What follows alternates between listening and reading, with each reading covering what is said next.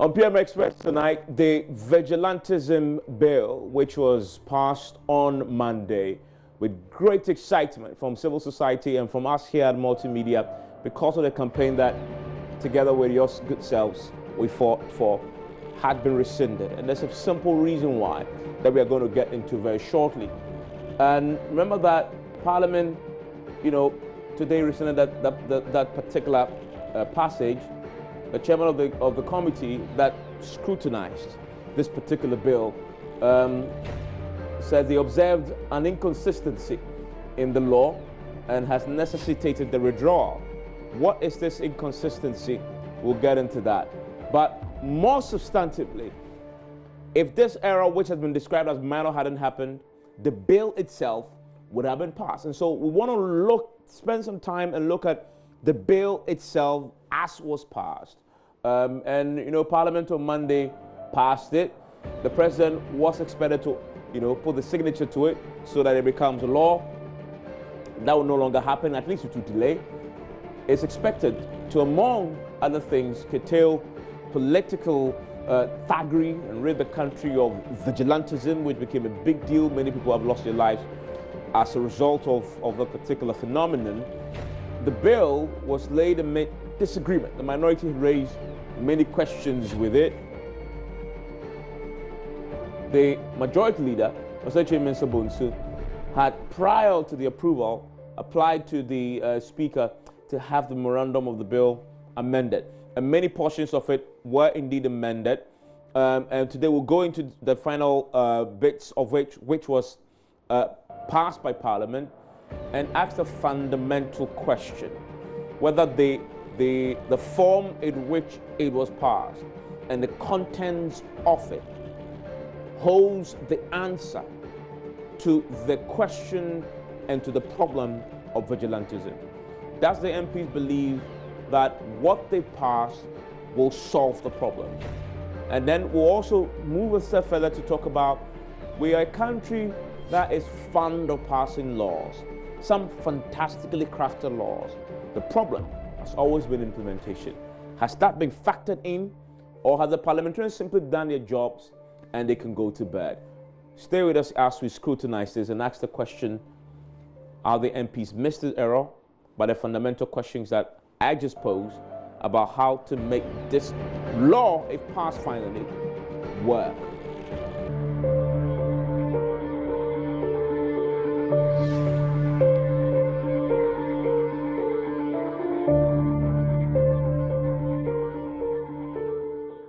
And you're live on PM Express tonight. My guest in the studio is Inusa Fuseni. He's a ranking on the Constitutional Legal Affairs Committee in Parliament. We'll be joined shortly by the chairman of that committee, Ben Abdallah, and also, as you can see on your screens already, General Secretary of the NDC, Asiedu Nketia, is my guest, also joining us, as he did the last time, from the party headquarters here in Accra. I'm grateful that you could all join us on this. And let me start by clearing out what happened today. None of us expected this. When we first discussed this particular conversation on the back of the passage of the Vigilantism bill on Monday, we thought, well, in fact, we wanted to do this yesterday, and then the IGP issues came up, and we thought, okay, let's wait till today so that we can have time and at least peruse in detail what Parliament actually passed, because there's been a campaign. The whole country was thrown into a state of controversy. And eventually the president stepped in, but the Peace Council was set up as well. A lot happened. Now the law has been passed. How dare we not take time to look at what Parliament passed? And so that's what we wanted to do. And then today, something from what Mr. Inusa Fuseni himself had told me on radio, unprecedented happened, which is the rescission of the passage. If you don't understand rescission, just say they change their minds. Like, yes, we passed the law, but we don't think that, we think we made a mistake in the passage, so let's withdraw it and change it and correct our mistakes so we can pass it again. I know it sounds a bit long and confusing, and that's why he's here to explain to us. Mr. Fuseni, so for listeners and constituents who, and this one of the, I guess, issues that generated the most public debate this year, yes, the vigilantism. Yes. rightfully came before your doorstep. Yes. You looked at it, you passed it, you were happy with what you passed as of Monday. Yes. And then you change your mind. Explain to my audience what happened today. Well, thank you so very much, Evans, and for inviting me once again to your very cherished platform, and say good evening to your viewers and listeners. And to say that today is the 7th anniversary of the passing of our great leader, J.E. Mills. John Evans and Mills. Yes. I remember this day so well because I always say 24/7. Yeah. 24th July. July, yeah. I coined it that way because it was one of those days everybody remembered where they were. They were. When it had the news. Happened. Yeah, I was in my office. I clearly remember that. And then while sitting in my office as Deputy Minister of Energy, around 2 o'clock, my minister summoned me to his office and was weeping. Yeah. He had to break the news to me. Yeah. And myself and Boa had to console him. On days like this, we can only say, may the soul of Professor J.E. Mills rest in perfect peace. Yeah. Now, you've asked a very good question. What is rescission? Yeah. Rescission comes after a decision has been taken. Mm-hmm. So when a decision is taken and Parliament has reasons to believe that that decision was taken in error, mm-hmm. then they have the right to rescind that decision. So you have decision and rescission of that decision. Mm-hmm. Now, so what happened on Monday? On Monday, we did a third reading of the Vigilantism and Related Offences Bill 2019. Procedurally, when you do a third reading of a bill, it means that Parliament is in the process of passing the bill. Immediately, the bill is read the third time, no one makes a comment or no view is solicited. The Speaker announces to the whole world that that bill has been read the third time and passed. Okay. Then you hear the yeah. Now, so we did that on Monday. We did it on Monday because we had successfully considered all the provisions of the bill, and amendments that ought to have been done were done. And we were quite confident that we had gotten it right. Mind you, the bill was introduced in Parliament on the 11th day of April 2019 under a certificate of urgency. But our committee had come to the decision that even though the matter was of an urgent nature, we needed not treat it as we conventionally treat bills introduced in the House under a certificate of urgency. That is all the processes taken in the day. And so when the bill was read for the third time and passed, we needed to collate all the amendments that had been done in the House and that affected the bill, and consolidate all the amendments in one document, manifesting the intention of Parliament. Then send the collated amendments to the government's printer for the printing of 2 or 3 copies for onward transmission to the President for assent. Very well. So that would have completed the process of lawmaking. Now, in the process of compiling all the amendments and verifying the internal consistencies in the bill, we realized that the penalties and sanctions regime in one of the provisions of the bill was inconsistent with the general tenor Which of the provision bill. is this? The provision that deals with a person, the prohibition of a person to hold political office after conviction. Okay. Okay, or party position after conviction. Party position. Yes. So you cannot hold a general secretary position if you've been convicted. If you've been convicted of Okay, vigilantism. that's in the act you passed. Yes, that's it. It is. I see. And there's a penalty for it. I will discuss the details shortly, but that's an Yes. interesting So one. we realized that the sentencing regime is from 5 years to 10 years. Okay. In all So other, the minimum of 5 and the upper maximum limit of 10. of 10.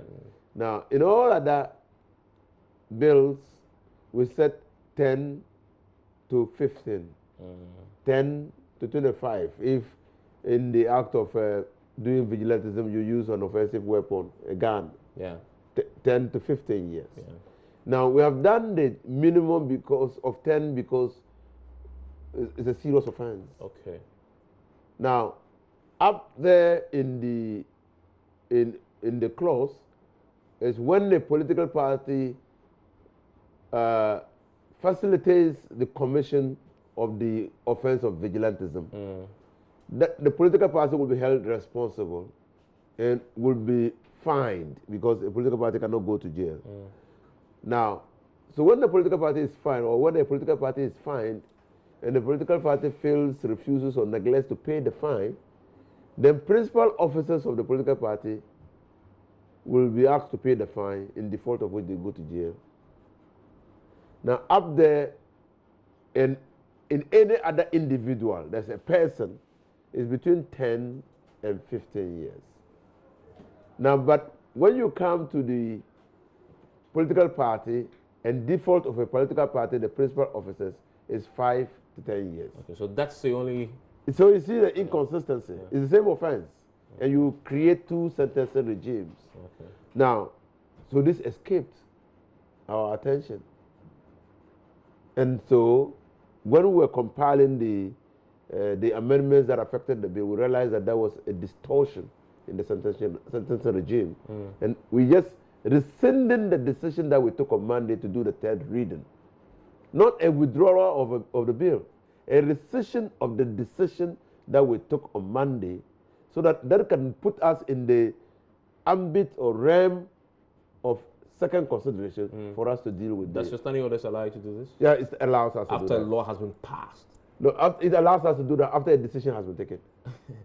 You're being a lawyer here. Yes. You're being a lawyer here. Yes. Does it allow, I'm being very careful in choosing my words, there are many decisions that Parliament takes. One of the decisions, in fact, the ultimate decision of Parliament is to pass a law. Yes. You agree? Yes. Okay.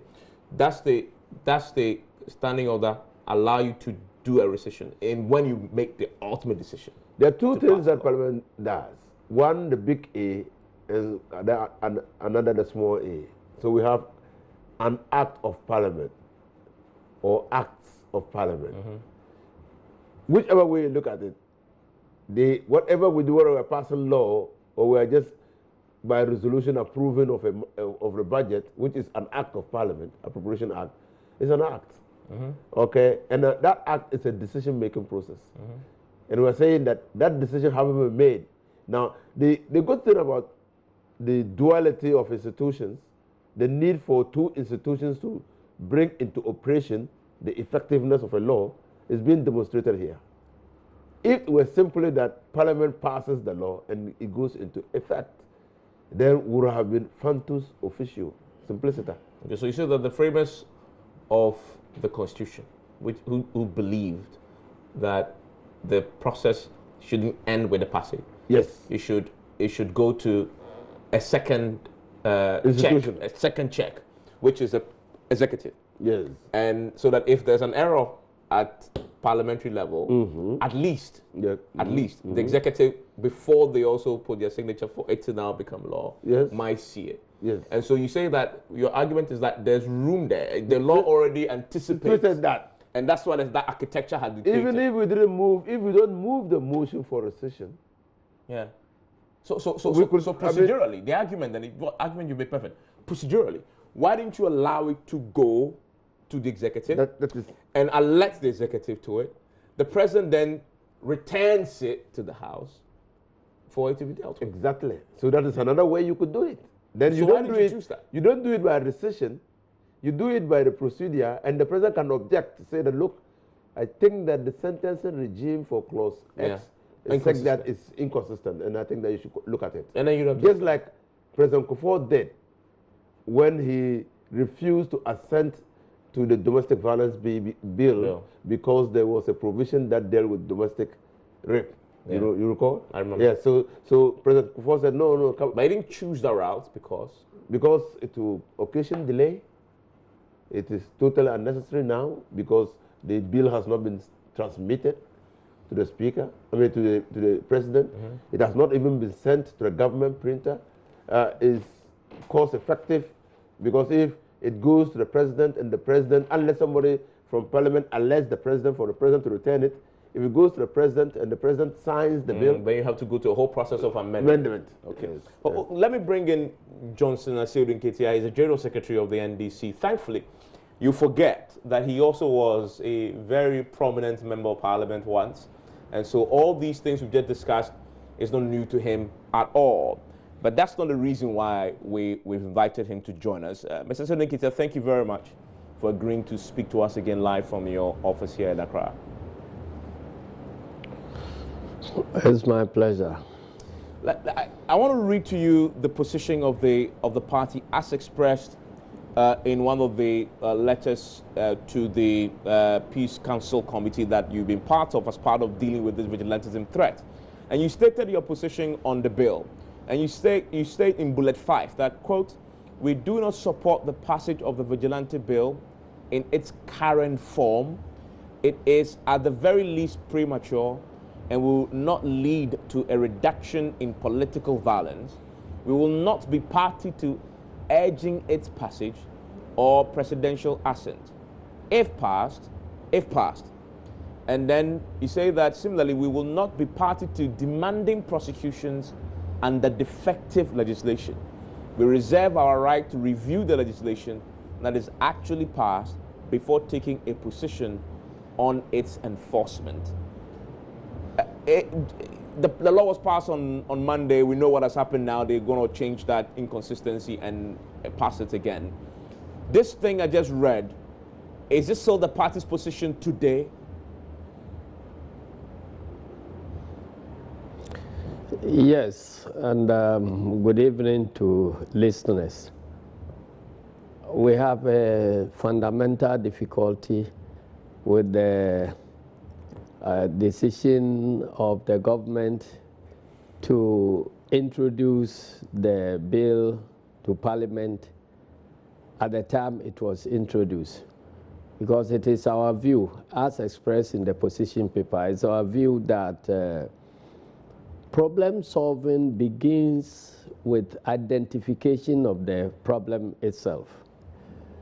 And then you proceed from there to explore possible ways or alternative solutions, evaluate the solutions, and you settle on one. And then you go ahead to apply that solution. In the case we are faced with, we have the phenomenon of vigilantism. And we thought that we should have studied the phenomenon well enough and then to find out why it is on the rise, in spite of the fact that laws exist that prohibit vigilantism. And so it is after a careful analysis of why vigilantism still persists in spite of the existence of the law that we should be able to clarify whether the problem persists because of the inadequacy of the laws or some defects with the existing legislation, or if there is no problem with the existing legislation and it is about the implementation of the law, then we can pinpoint where the problem lies, and then all efforts to solve the problem will be directed at where the problem exists.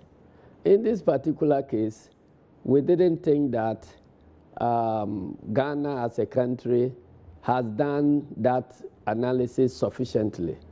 You remember that since Ayawaso West Wogon happened, the government had taken about 3 different courses of action.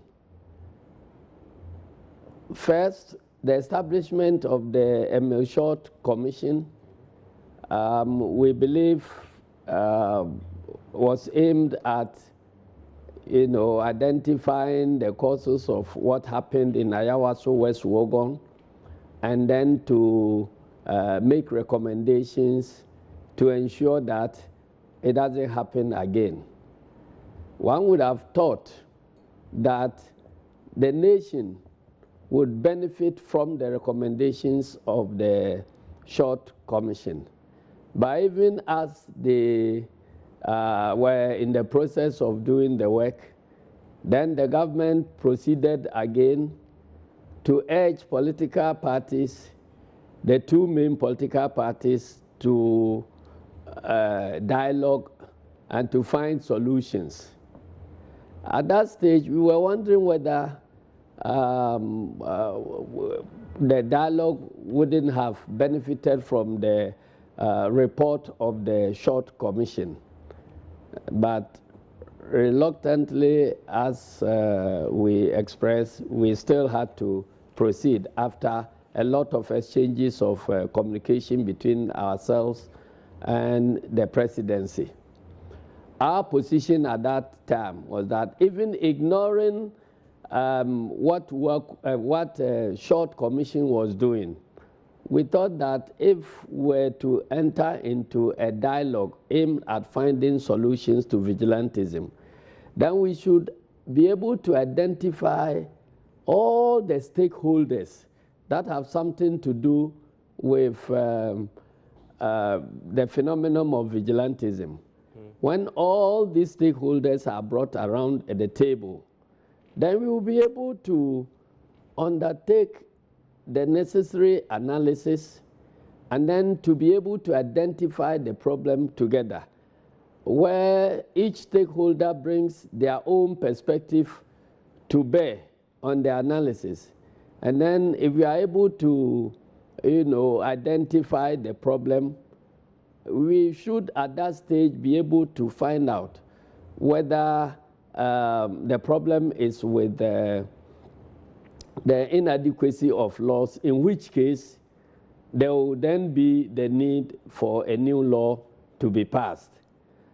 If, on the other hand, it is identified that the laws that exist are adequate and that the problem has to do with lack of implementation, then we will zero in into the agencies that are responsible for the implementation of the law, and then you review the activities of the Ghana Police Service, find out how come when people engage in vigilantism, which is prohibited by law, the police is unable to act. Again, if it is found out that in every case the police acts, but that the police by themselves cannot convict, then you turn the searchlight to maybe what happened in the courts when there is a prosecution and so on and so forth. So, in other words, we should be able to cover every ground and the activities of everybody who has anything to do with the menace. So fundamentally, it is only after that comprehensive review that we should be able to pinpoint where the problem actually is, and we'll then tailor the solutions towards the problem. But we were just getting into this exercise of lawmaking, even as the parties were in a dialogue, then another effort was made by government to now introduce a new law. So it's like three different approaches, none of which is benefiting from the results of each other. So we didn't think that that was a neat way of solving the problem of vigilantism. And that's why we expressed that position, that we didn't think at that stage that the solution has been identified as inadequacy of laws, for which reason the passage of a new law becomes necessary. Having said that, though, the bill was still drafted, went to Parliament, and you've mentioned that one of the things you wanted was a broader consultation on this matter. Some may argue that once that bill went to Parliament, and Parliament indeed did consult quite broadly on the matter, seeking all manner of views to try and make it work, at that moment, the argument should have changed, that the NDC should have sent their, I guess, input at that level because the Parliament was doing a consultation. And we've seen that the minority in Parliament joined the consultations and made amendments to it to a point where they became satisfied with the document as finally was passed, because they also started from a position of we dislike the content, but they made inputs to, I guess, shape it into a form that was acceptable to your minority members in Parliament. But it appears to me, and this, please clarify this for me, that the party doesn't necessarily align with that minority position. Is that an accurate representation of things? That is inaccurate. Okay. You may wish to take a look at the existing laws, and you realize that all the existing laws went through that same procedure, and the output became a piece of legislation. Why is it that the menace of vigilantism still persists?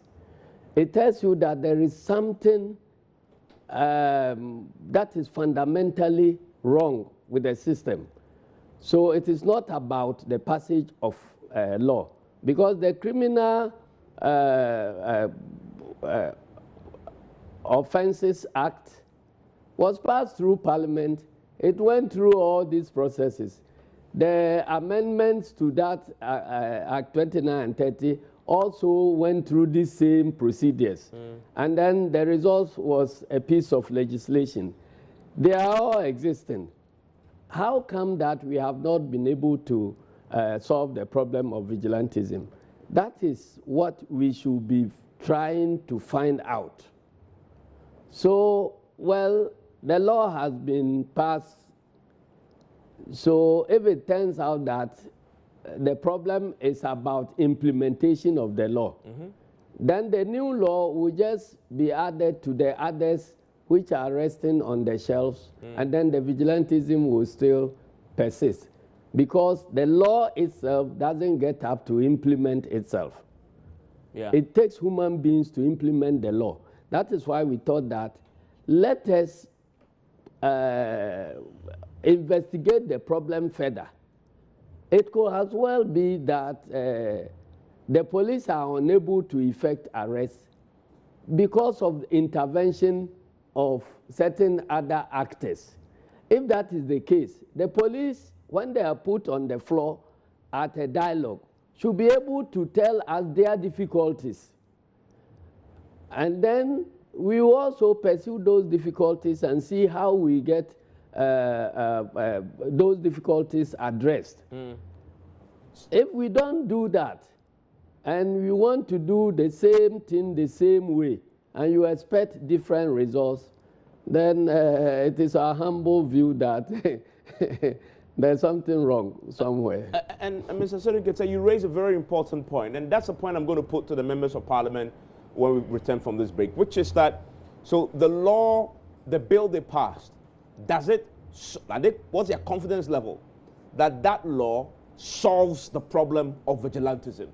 And I think that's a fundamental point you're raising. And what is assurance that the criminal acts that we haven't fixed it?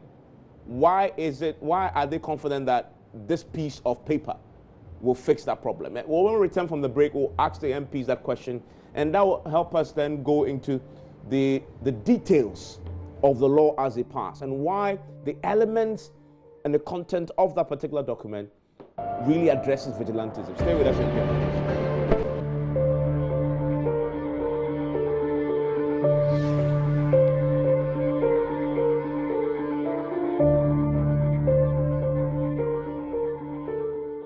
Asiedu Nketia has raised very fundamental questions, very important points he's touched on there.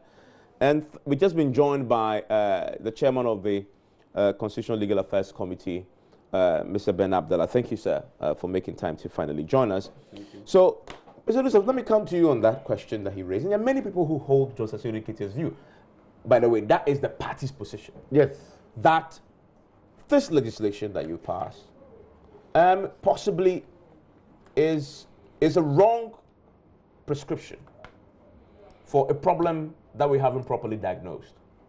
And he says, so the question to you is, and millions of Ghanaians, convince us that what you passed on Monday solves the problem of vigilantism.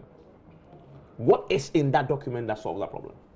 First of all, let's state categorically that Honorable Johnson Asiedu Nketia's concerns are legitimate. He's talking about the procedure of lawmaking. Law must be preceded by research, study of the attitudes or problems that the lawmaker or the executive wants to deal with by policy. Now, so insofar as the bill was not born out of research, he thinks that we failed to identify the problem. And he cites existing laws to buttress his point. And that's true. And that was why, you remember when the bill came initially, and the minority in parliament made a point that the bill in this state, in the state in which it was presented to parliament, lacked conceptual clarity. And many other NGOs said so. Yeah. That it was fundamentally defective. He also raised the issue of the sincerity or lack of sincerity of the president in first of all setting up a committee to inform and guide action in terms of vigilantism, inviting the two committees to dialogue to find a voluntary solution to the problem, and then going ahead while they were still dialoguing and without the publication of the report to introduce a bill in parliament. They are very legitimate and fundamental. But the bill was introduced. So what did we do? When we realized that the bill came under the certificate of agency, and because of these concerns that Mr. Johnson Asiedu Nketia is raising, we organized a stakeholders conference. And all parties were invited. NDC was represented by Kakra Samoa and I think Elvis or somebody. Yes, who is the party's director of elections. Yes, so they had two people and they made presentations. The MPP was represented by Samia Uku and others. The CPP was represented by Bonfair. Civil society organizations came and we spoke about the problem. Evans, when we finished the stakeholders engagement, civil society sat in our meetings to look at the bill clause by clause and proffered amendments to meet the reasonable and legitimate expectations of Ghanaians to deal with the situation. But no one is saying that we have passed a perfect law. I mean, it's trite knowledge that the efficacy of a law is in its implementation. And so, like I said yesterday, and like I continue to say, and my chairman agrees with me, that this law, its challenges, can only manifest themselves when it is being implemented. Flip it the other side, we can say in the minority that the implementation of this law or lack of implementation of the law will give an indication of the commitment of the president to fight vigilantism. Now let's go to specifics. You have the document in front of you. Yes. Point to us areas in this bill that you passed that convinces you that it holds the solution to the problem. I mean, that's what Ghanaians want to know. And we saw what the Attorney General brought you. But from what I hear, you changed it quite significantly. Yes. What did you change about it? And are these changes adequate to address Asiedu Nketia's concerns? Well, they are our best endeavors in the first place. And a lot of man hours went into the reconsideration of the bill. And like I said, the bill was introduced in April. 11th April specific, up to now, if you count in the rescission, the motion for rescission, and if that motion is taken tomorrow, then it will have traveled up to the 26th or 25th of July. Yeah. Mind you, the president has said some time ago that the bill will pass by the end of June. Yeah. Yes. And so this is the number. I mean, you have to quantify the time and man hours that have gone into this bill. First of all, you are looking at a potentially legitimate act of persons informing associations pursuant to their right under Chapter 6 of the Constitution to form associations to belong to political parties. What are we seeking to criminalize? We are seeking to criminalize the activities of those associations which evoke fear or which threaten violence or intimidation against others. Okay? Now, so while dealing with the constitutional right of citizens to form associations and belong to associations, we're saying that those associations, when formed, persons who belong to those associations cannot use violence or threat of violence or intimidations against other persons. I mean, that's the fundamental principle behind the bill. So that is the fundamental definition of vigilantism. Okay. So that is our Ghanaian definition of vigilantism. Yeah. Now, you have expanded. The bill came as political party vigilantism. We've expanded it to include political office holders, officials or members of the political party, the senior government officials, landowners or purchasers of landed property, real estate developers, public servants, public office holders, mining activities, or other persons. That is the omnibus provision. So, first of all, these persons, what is your... All these persons can potentially use people for the purposes of intimidating others, through the use of violence or threat of violence. So clearly we've expanded the scope of it's no longer political party vigilantism. It's just vigilantism. Okay. Now, we have also gone behind political parties, which is an artificial person, to try to identify persons who might be controlling these young men in our neighborhoods and encouraging them to engage in vigilantism. So these faceless individuals who actually sponsor? Yes. What does the new law say? What does it say about that? The new bill, now that's the inchoate offense.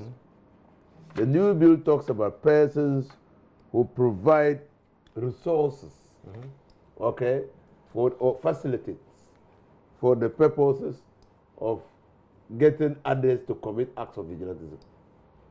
Are roped in.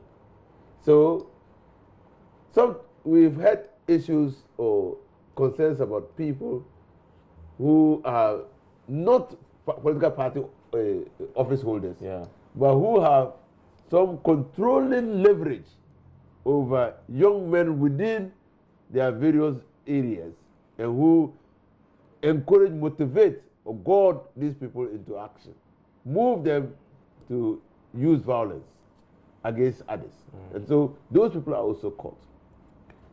Then, during the stakeholder engagement, we realized that the people who engage in vigilantism probably are trading violence for economic reward.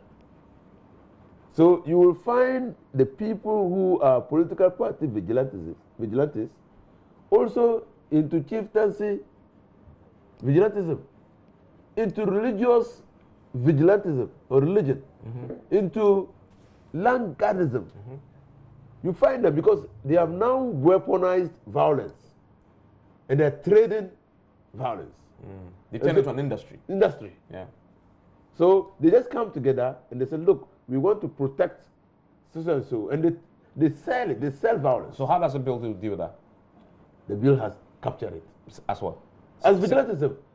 And persons who use the services of those people will be encouraging them to engage in vigilantism when they are punished.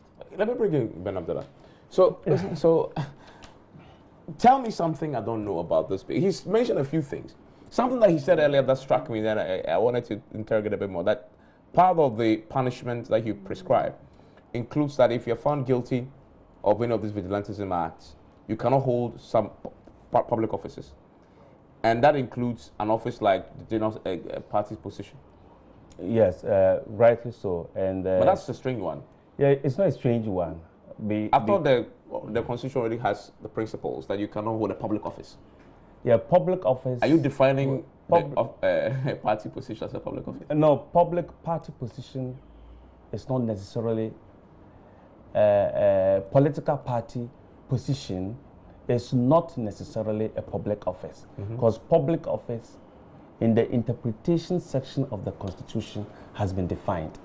So if you want to apply the strict interpretation of public office as it finds expression in the Constitution, then political party office may not be included, because political party office occupants of political party offices do not draw salaries from the consolidated fund. So why are you barring them from occupying that position if they're found guilty? We have to bar them because we have to make the offense of vigilantism as deterrent, as harsh as possible. Okay. So that if you are found guilty of vigilantism, you are not only precluded from holding a public office, strictly speaking, as it finds expression in the Constitution, but you cannot hold a political party office. Also, for instance, if you want to contest for any office within the constituency, this law is saying that you can't do it. To the extent that you have been convicted, you can't do it. But there's a caveat. The caveat is that you can only do it after 10 years have passed since the finishing of your sentencing, or the Constitution says that if you are pardoned by the president, then you will no longer be disqualified. That is what the Constitution is saying.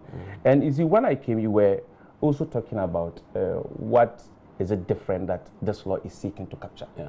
I don't know whether my friend has said something about it. When the bill came in its original form, the sentencing regimes, the minimum punishment for an offense committed under the Act was 5 years. And we realized that we needed to bring the sentencing regime in line with what Article 94, 2 and 3 of the Constitution says. So that if you are convicted, then for at least the minimum should be 10 years. So that when you are convicted, you will not hold any public office. So that is what finally or ultimately we sought to do. So now when you take the bill, the minimum sentence that one for any of the violations convicted, the minimum sentence for any of the violations as defined expression in the law is 10 years. And then also, let me also say that when I was coming, I heard Asiedu Nketia was saying that there are existing laws. It is true, there are certain existing laws that may deal with issues bordering on vigilantism, but they cannot deal with issues bordering on vigilantism adequately. The laws are sort of scattered. So it's violence, violence there. This deals with adequately. Yes, some are misdemeanors and so on and so forth. But this law is seeking to bring acts of vigilantism in general, political party vigilantism, religious vigilantism, land guardism, together under, if you like, one umbrella. So that all these acts of vigilantism will be dealt with under one legal regime, under one sentencing regime. And he was also talking about we needed to find why vigilantism comes about. Okay? We all know why vigilantism abounds in this country. Vigilantism didn't start yesterday. It didn't start today. It started even before 1992 Constitution came into being. It's been we were still dealing with vigilantism. And we all do know why vigilantism is thriving. It's for economic gain. When the political party season starts, that is when the vigilante groups begin to crop up. vigilantism begins to thrive. So to me, and to the best of my knowledge, we know why vigilantism is here in Ghana. So, and it's thriving. So that is a response to Asiedu Nketia's concerns. Rightly so. That for you, we know what the problem is. Yes, we know what the problem is. So law is the best way yes, to... Yes, and what the president, when he came to Parliament to deliver his message on the state of the nation, what he said was that if he realized that the parties are not doing it themselves, then he will introduce legislation. Yes, but the parties, voluntarily. It didn't give them an opportunity to No, but finish. the point is that they started realizing that the parties could not find How did he realize solution. that? They are just talking. That is the reason why he brought the bill to Parliament. But that explains the reason. I mean, no, by the way, as we are talking now, they haven't so found a solution to the problem. But that's a debate that we've had in the past. But specifically, you've mentioned some of the key things. If we can touch on two more, in terms of what you passed that we didn't know before, that fixes the problem. You've touched on how you've raised the punishment from 5 to 10. You've touched on how you are barring people from even holding party office. Which other areas have you changed to make this work? We've spoken about the expansion in the scope. Yeah, the scope. Yeah, the expansion in the scope. And then one other area that we have touched is that we have inserted in the Act a supremacy or a primary clause. Which is what so that where this law conflicts with any other law, apart from the Constitution. The Constitution is supreme. No, yes, the Constitution, but this law is supreme, apart from the Constitution. Oh, so okay. that where an offense is stipulated in any other enactment, and the same offense is stipulated in this Act, if that provision is dealing with vigilantism, this Act or the provision in this Act is supreme. When the bill came in its original form, that did not find expression. Can the minister still just decide which groups should be added to the list of disbanded groups? Should be deleted?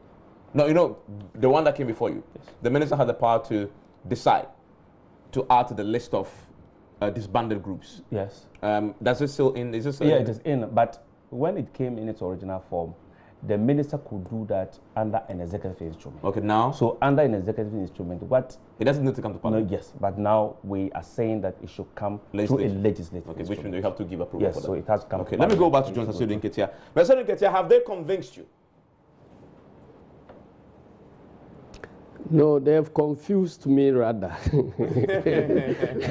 They've not convinced me. Because, listen, after all the long discussions, they are yet to mention one act which, until the passage of this act, was not considered illegal. And therefore, this bill has come to make illegal. All the things they've mentioned, organized violence and use of terror and all these things, they are all prescribed by the existing law. And the most interesting point I heard from my colleague Abdallah is that the bill is just the consolidation of all the provisions in the law that relate to vigilantism into one act. So what has been added? Nothing. The two MPs have not mentioned a single act which has been prescribed by this law, which until the passage or until the introduction of this law was legal. They haven't mentioned one. Then number two, my colleague Inusa just mentioned the number of hours, man-hours they spent in trying to polish the law. So it means that it has become a good enough law. So they have found a solution to vigilantism. I'm sorry.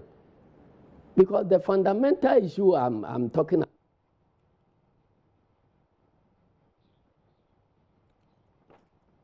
Unfortunately, we just strangely lost the audio. We have to re-establish connection and go back. to Asiedu Nketia, because he's making such a fundamental point there that we need to hear him conclude on. Let's fix that and let's go back. But Abdullah, you have something to say to that, and then I'll get Inusa Fuseni to also react to that the last point.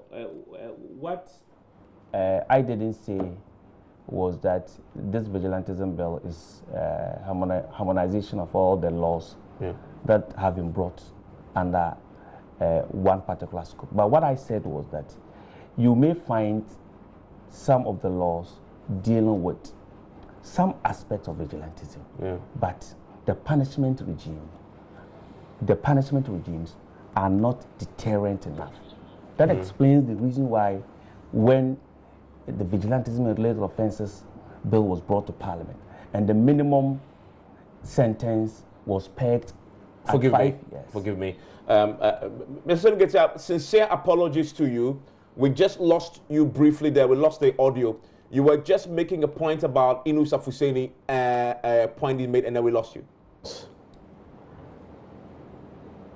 The existing laws have not been implemented, and that is what is allowing vigilantism to grow in this country. Look, a crime is a crime, no matter where it is committed. So when you slap somebody in the streets, that is considered to be a crime. If you shoot another person elsewhere, maybe in the market, that is considered to be a crime. What makes it less of a crime if it happens near a polling station? It is still the same crime. So if the police are unable to deal with that crime, then you should know that the problem is not with the law. The problem is maybe with some other constraining factors that are not allowing the police their free hand to implement the law. So you don't go to Parliament passing another law, which will remain unimplemented. So let us investigate the factors that have left to a situation where the police are unable to deal with an ordinary crime so long as it is committed in an election theater. That is where the problem is. It is not to define any new crimes, because the things that happened at Ayawaso, which of them was not a crime? Shooting at an innocent citizen, is it not a crime? Slapping a member of parliament, is it not a crime? How come that the laws exist and still nothing has happened to bring those perpetrators to book? So if you now go and then pass another law to say that when an MP is slapped at, near in an election theater, then you are engaged in vigilantism, can the law implement itself? The same people who have been charged with the implementation, who have failed to implement the existing law, are the same people who are going to be charged with it. So you must go behind to investigate the reasons why those people are unable to implement the law. And then you are about working at a solution. Again, I heard Honorable Abdallah also say that the political parties' dialogue has failed to generate a solution. The dialogue is still ongoing.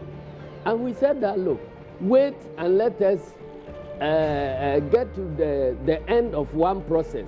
You throw in 3 different processes in different directions. One is about a commission of inquiry whose report is still being shelved. You have another one as an act, a bill in Parliament, and then you have a peace council and 2 political parties also engaging. So it is as if there's a deliberate attempt to confuse the population and present a situation as if the government is doing something about vigilantism, when in actual fact nothing is being done. Yeah.